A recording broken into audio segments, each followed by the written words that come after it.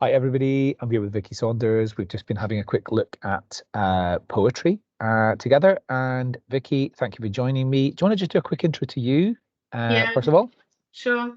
Hi, I'm Vicki. I'm the founder of the EVP Consultancy and the employer brand coaching company. Terrific. Okay, so in the 3-minute demo I just gave you, interested to know, instinctively, what's your comments? The thing that screams out to me is obviously that everything's in one place. So you're not trying to get in and out of lots of different platforms. But I love the way that it's been created with the end user in mind. You can tell that that's how it's been done by the stuff that comes up there. Do you know what I mean? It because it wouldn't feel intuitive unless that was true. So I really liked that as well. And it kind of anticipates what you need in conjunction with what. And I thought that was really good. Yeah. On that anticipation, I think that's a really important point, and we've only got to that kind of intuitive sort of state through trial and error, through focus groups, through asking experts what they think and what they would want. And so, yeah, for example, if you're building a social media post, then it's going to say, do you want a relevant image to go along with this? It definitely needs expert input around the templates and around the prompting and around what genuinely is our EVP and all that sort of thing. And then using the components from that to go and fuel the development of content assets. In your roles, having led employer brand and recruitment marketing in different organizations, what do you think about the time-saving element that might create? I don't want that to be a leading question, but any comments about this? Yeah, staggering. I can't even guess how many hours I think it would save, but what you just showed me was done in 1 minute 20 seconds. It's a couple of days' work, probably. Not just to do it, but to get it backwards and forwards in between legal approving it and brand approving it and all of those kind of things as well. It's partially about that that benefit in terms of time saving, but I think there's something about consistency as well.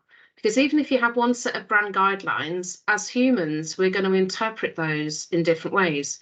You might have 40, 50 people sitting in your marketing department, 6 or 7 sitting in legal. You might have 5 or 6 in your employer brand team, 40 recruiters.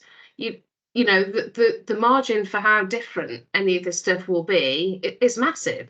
So actually, if you can pressure test what the right guidance is that you feed into poetry by looking at the outputs and then tweak it and tweak it and tweak it until you get to the right what you really think. Do you know what I mean? Because one person's interpretation of friendly is different to somebody else's interpretation of friendly, isn't it?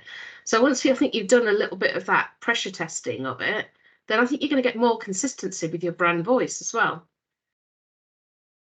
You remind me of I've talked about this quite a lot over the last year, but there was a focus group we did last year where a talent acquisition manager on this focus group said that day she'd identified 3 recruiters in her team had written 3 job adverts, 3 versions of the same job advert.